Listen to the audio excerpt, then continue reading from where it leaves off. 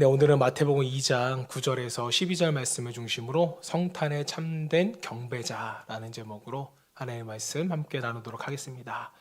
네, 먼저 함께 인사해 볼까요? 앞에 뒤에 옆에를 보시면서 메리 크리스마스.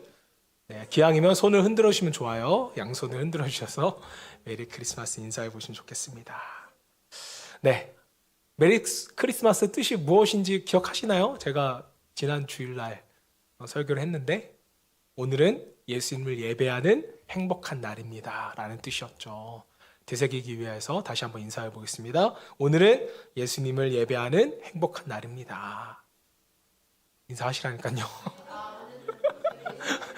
네. 네, 저희 여러분 모두가 오늘 성육신하셔서 이 땅에 오신 예수님을 기뻐하며 행복한 날이 될 수 있기를 먼저 주님으로 축복합니다. 자, 성탄절은 남녀노소가 즐거워합니다. 동서양을 막론하고 즐겁고 행복한 날이죠. 자, 무엇보다 성탄이 즐거울 수밖에 없는 이유는 무엇이에요? 바로 하나님의 은혜이기 때문이기 때문에 그렇습니다. 우리에게 예수 그리스도를 선물로 주셨잖아요. 선물을 받으면 당연히 기뻐해야 합니다. 자, 하지만 많은 사람들이 이 하나님의 은혜로 선물로 기뻐하는 것이 아니라 단순히 세상적으로 노는 날, 파티하는 날로 인식을 하며 기뻐하는 것 같아서 너무나도 마음이 아파집니다. 제가 주로 청소년과 청년 사역을 오래 했었지만 성탄절이 되면 우리 정말 중고등부 학생하고 청년들이 이제 들떠 있어요. 왜 그런 줄 아세요? 모르시죠? 여러분도 한번 생각해 보세요. 이맘때쯤이 되면 혹시나 남자친구와 여자친구가 생기진 않을까 그런 헛된 꿈을 꾸면서 벌써 지수가 웃고 있어요. 벌써 그런 헛된 꿈을 꾸며 소망을 품고 있습니다. 그러면서 마음이 어때요? 싱숭생숭해지고 어깨가 들썩들썩 거리면서 이제 덩달아서 흥겨워진다는 것이죠. 자, 그러나 이 크리스마스 기분에 우리가 속아서는 돼요? 안 돼요? 안 된다는 거예요. 다른 사람들은 다 속아도 우리 그리스도인만큼은 절대로 속아서는 안 된다는 겁니다. 성탄절 행사라고 다 똑같은 행사가 아니라는 거죠. 진짜가 있으면 가짜가 있습니다. 진짜 성탄의 의미를 망각하고 인간 중심의 파티나 시간을 보내며 안 믿는 자와 우리 믿는 자가 동일한 자세로 성탄을 보낸다면 이것은 정말로 큰 실수를 우리가 하고 있는 것일지도 모르겠습니다. 자, 마태복음 2장 8절을 보시면 가짜가 나와요. 8절 말씀 읽어드리겠습니다. 베들레헴으로 보내어 이르되 가서 아기에 대하여 자세히 알아보고 찾거든 내게 고하여 나도 가서 그에게 경배하게 하라. 성경에 나오는 가짜는 누구예요? 바로 헤롯 왕이었습니다. 그는 이렇게 말해요. 아기를 찾거든 내게 고하여 나도 가서 그에게 경배하게 하라. 이렇게 말을 합니다. 그러나 경배는 무슨 경배예요? 이것은 아기 예수님을 죽이기 위한 엄청난 거짓말이었습니다. 자, 그러니까 헤롯이 말하는 경배는 가짜 경배였다는 거죠. 사랑하는 여러분, 오늘 귀한 성탄절날 오늘 여러분들에게 간절히 바라는 것은 저와 여러분 모두가 가짜 경배자가 되지 않기를 원합니다. 그냥 예배만 드렸다고 해서 우리가 진짜 경배자가 되는 것은 아닙니다. 성탄절을 맞이할 때마다 진짜도 있지만 가짜가 판을 치고 있다는 것을 우리는 경계해야 됩니다. 자, 성탄의 전략인지는 몰라도 사탄의 전략인지는 몰라도 크리스마스는요 예수님이 오신 것을 기뻐하는 것을 알리는 날이 아니라 자신의 쾌락을 위하여 즐기는 날이 이미 된 것 같아요. 실제로 수치가 그러합니다. 자, 성탄절에는 평균적으로 음주운전이 60%가량 늘어난다고 합니다. 성범죄도 40%가량 증가한다고 해요. 그것뿐만입니까? 성탄절이 상술의 상품으로 전락해버렸습니다. 예수님은 없고 그냥 산타크로스, 선물, 연인들만 있습니다. 세상은 성탄의 진정한 의미와 축복을 잃어버리고 다른 방향으로 가고 있다는 것을 저와 여러분이 오래전부터 아마 느끼셨을 것입니다. 이 일이 분명 어제 오늘 일만은 아니라는 거죠. 예수님께서 아기 예수로 태어나시던 그때에도 이미 일어났던 것입니다. 첫 번째 크리스마스 때도 진짜와 가짜가 있었고 사탄의 공격이 있었다는 거예요. 먼저 진짜 이야기입니다. 예수님께서 세상에 탄생하실 때 천군 천사가 나타나서 예수를 찬송하고 천사에게 소식을 들은 목자들이 달려와서 아기 예수께 경배하고, 저 동방에서 별을 연구하던 동방 박사들도 이상한 별을 발견하고서 예수님을 찾아와 세 가지의 예물을 드리며 경배했습니다. 영적 계시와 먼 길을 마다하지 않고 달려온 그들의 헌신, 그리고 별을 쫓아서 메시아를 맞이하기 위한 노력과 정성이 담겨 있는 진정한 경배가 있는, 찬양과 예배가 있는 성탄이었습니다. 자, 그러나 이와 반대로 가짜 이야기는 앞서 말씀드렸던 헤롯 왕의 경우입니다. 자, 이때 당시 예수님의 탄생의 소식은요, 온 예루살렘과 그리고 물론 주변 국가들까지 이 소식에 소동하기 시작했습니다.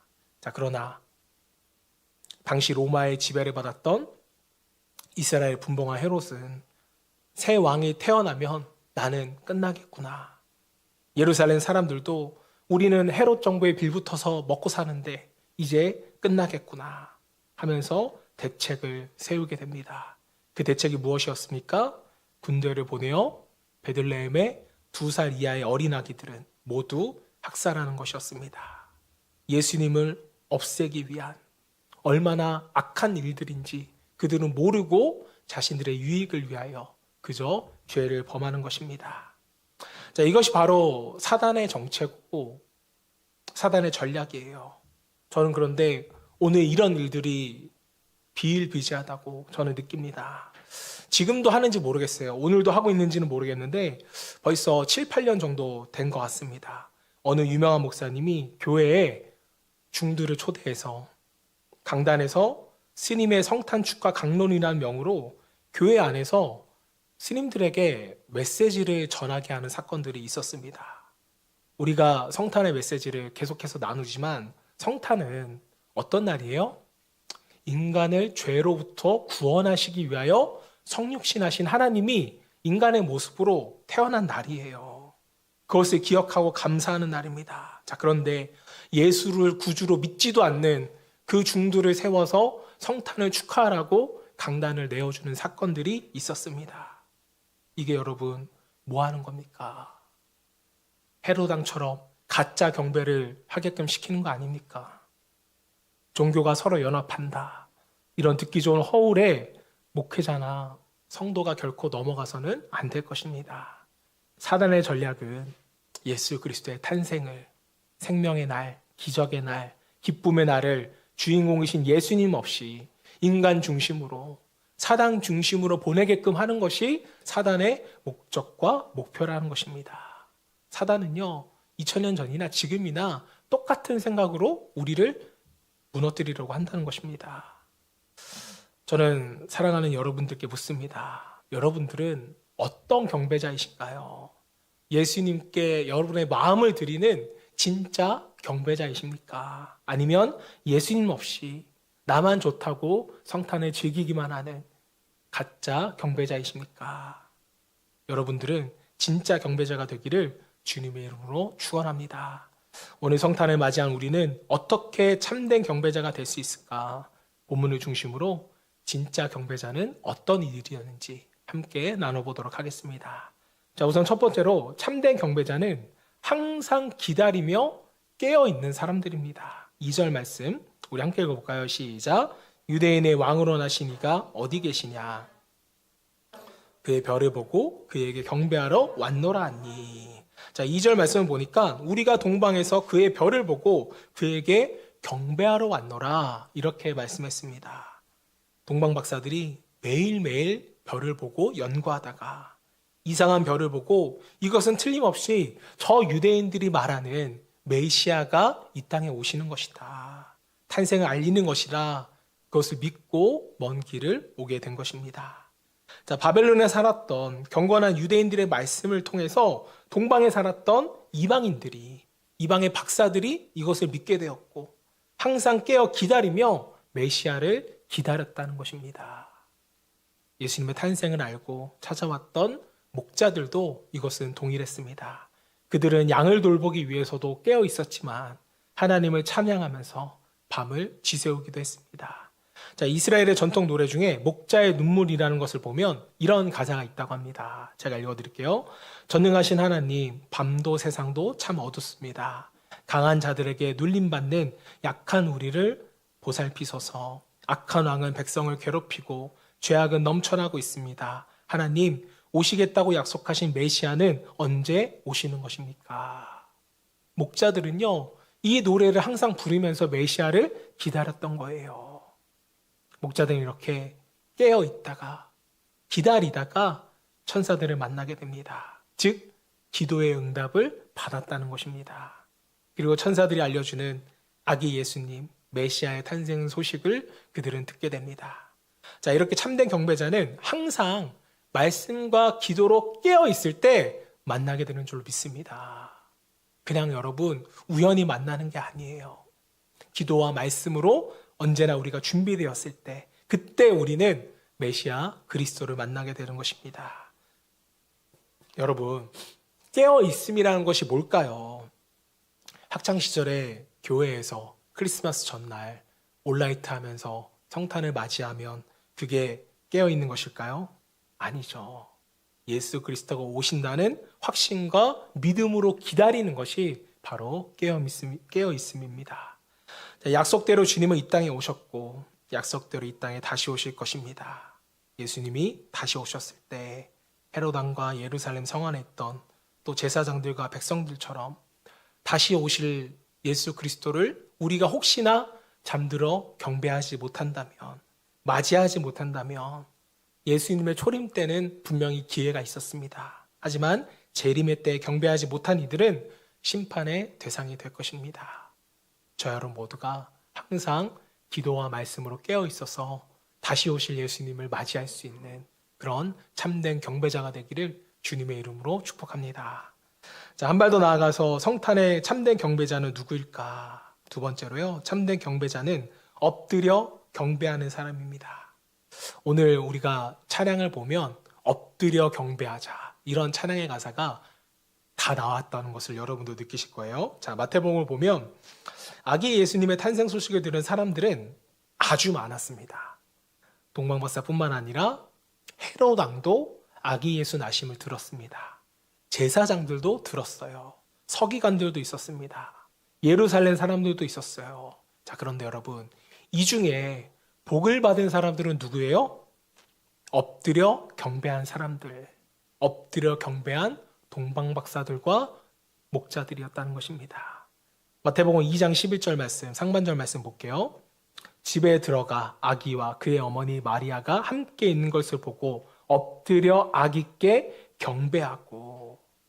동방박사들이 예수님을 어떻게 경배해요? 엎드려 아기께 경배했습니다. 이 엎드려라는 단어는요, 신약 성경에 나오는 굉장히 독특한 단어예요.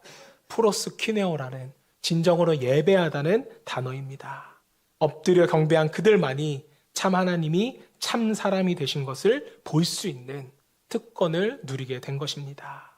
예수님을 만났어요.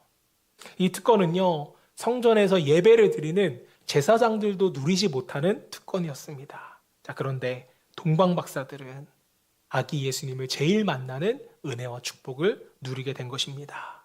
왜요? 깨어 기다리며 엎드려 경배했기 때문에.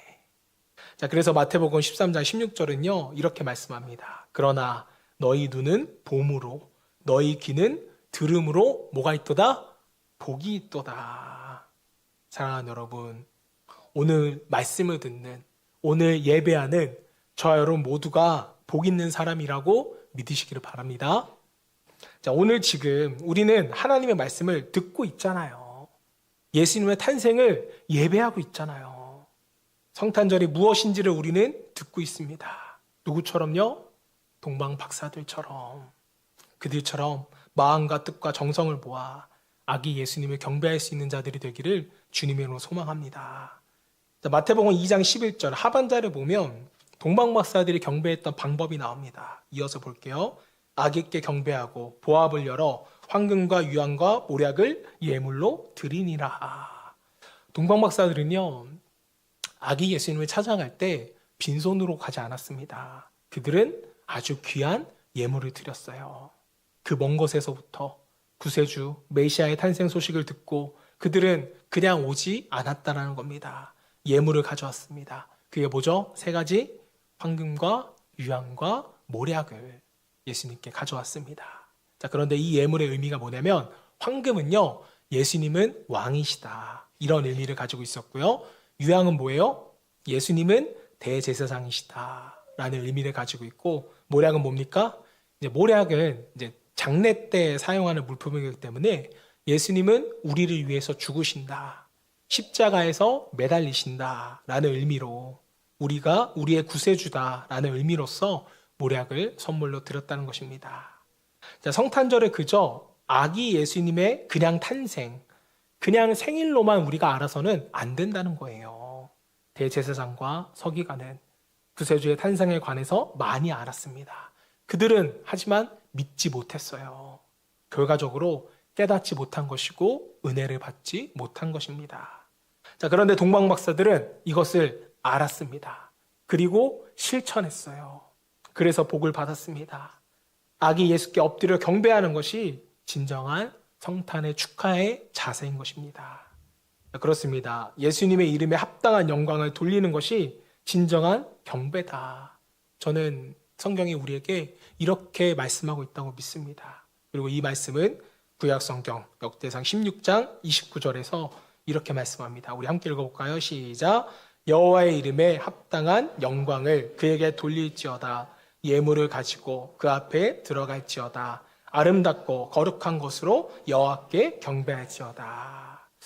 혹시 오늘 말씀을 들으면서 부담되네, 뭐 예물을 가지고 그 앞에 가래, 뭐 아름답고 거룩한 것을 가지고 그분께 경배하래, 이거 참 부담되네, 혹시 여러분들이 이렇게 느끼실지도 모르겠습니다. 자, 그러나 하나님은 우리를 사랑하시기 때문에, 여러분을 사랑하시기 때문에 이 말씀을 우리에게 주신 것임을 믿을 수 있기를 바랍니다. 여러분, 예물은 부수적인 거예요. 이들은 예수님이 왕이신 것을 인정했기 때문에, 제사장인 것을 인정했기 때문에, 구세주라는 것을 인정했기 때문에 그 고백과 마음을 담아서 예물을 드린 것이지, 예물을 드렸기 때문에 그들이 대단하다고 말하는 것은 결코 아니라는 것입니다. 여러분, 하지만 한번 잘 생각해 보세요. 내가 먹고 마시고 필요한 것을 사는 데는 풍성하면서 예수님께 드리는 것에 대해서 우리가 인색하지는 않은지, 우리의 모습을 한번 점검해 볼 필요는 분명히 있다고 생각합니다. 예수님은 우리를 위해 모든 것을 주셨잖아요. 피 한 방울까지도, 땀 한 방울까지 모두 쏟아내시면서 우리에게 모든 것을 주셨습니다. 하늘 보좌를 버리고 베들레헴의 마구간으로 오셨어요. 인간 가까이 오셨습니다. 우리와 너무나도 함께하고 싶은 나머지 임마누엘로 이 땅에 오셨다고요. 그렇다면 여러분, 우리는 이 사랑을 받은 자로서 우리는 어떻게 살아야 할까요? 우리의 마음을 다하고 뜻을 다하고 성품을 다하여 이 모든 것을 예수님께 드릴 수 있는 삶을 우리는 살아갈 수 있어야 됩니다. 이때 주의 은혜가 우리 모두에게 충만하게 임하게 될 것입니다. 동방 박사들 같이 마음과 정성으로 예수님의 이 땅에 오심을 축하드릴 수 있는 저와 여러분 되시기를 주님으로 축복합니다. 자, 마지막입니다. 마지막으로 성탄의 참된 경배자는 누구인가? 참된 경배자는 예수님의 사랑을 전하고 돕는 사람입니다. 동방 박사들은요, 예물로 황금과 유향과 모략을 예수님께 드렸습니다. 이 예물은 왕에게 드리는 예물로서 다 귀한 것이라고 말씀을 드렸습니다. 자, 그러니까 이 예물은 당신이 왕이십니다 라는 고백도 담겨져 있다는 거죠. 때문에 예수님을 나의 왕으로 모시고 나는 그분께 절대적으로 순종하겠습니다 라는 의미도 담겨져 있다는 것입니다. 자, 성탄절은 단순히 축하하는 것을 뛰어넘어 예수 그리스도를 나의 왕으로 모신다는 그런 고백의 시간이 되어야 합니다. 경배와 찬양과 기도와 정성으로 준비한 예물을 드림으로써 우리의 마음을 드리고 이것을 우리 주님께서 기뻐 받으시고 영광을 받으실 때 우리에게는 하늘의 평화와 또 땅에는 기쁨으로 우리에게 축복을 해주십니다. 이것이 바로 성탄의 진정한 목적이라는 거죠. 그리고 한 걸음 더 나아가 성경을 보면 그 왕이신 예수님께서 우리에게 명령하셨습니다. 내 이웃을 내 몸과 같이 사랑하라. 그러니까 성탄에는 왕이신 예수님을 예배하고 우리는 우리 주변에 있는 사람들을 돌봄으로써 예수님의 사랑을 구체적으로 나타낼 수 있어야 하는 것입니다. 지금은 아니지만 성탄의 트리를 만들던 초기에는 트리에 빵을 달아놨다고 합니다. 왜 빵을 달아놓았을까요? 생명의 떡으로 오신 예수님을 기억하기 위하여 성탄 트리에는 빵을 언제나 걸어놨대요. 이런 기억도 있을 수 있지만, 그리고 또 하나는요, 예수님의 사랑을 배고프고 어려운 사람들에게 나눠주기 위하여 지나가는 사람들이 빵을 먹을 수 있도록 빵을 달아놓았다고 합니다. 저는 이게 바로 성탄의 정신이라고 믿어요. 성탄절이 되어서 우리만 기뻐하고 우리만 즐거워하는 것이 아니라 왕이신 예수님께서 우리에게 명령하신 그 사랑을 이웃에게 전달하는 것. 지금은 우리가 산타 하면 예수님의 자리를 산타가 뺏은 것 같아서 산타가 좀 적으로 느껴지지만, 산타크로스의 원조가 누군지 아십니까? 소아시아 지역, 지금의 터키 지역의 주교였던 니콜라스가 산타의 원조라고 합니다. 니콜라스, 왠지 목이 시원해지는 이름인 것 같은데요.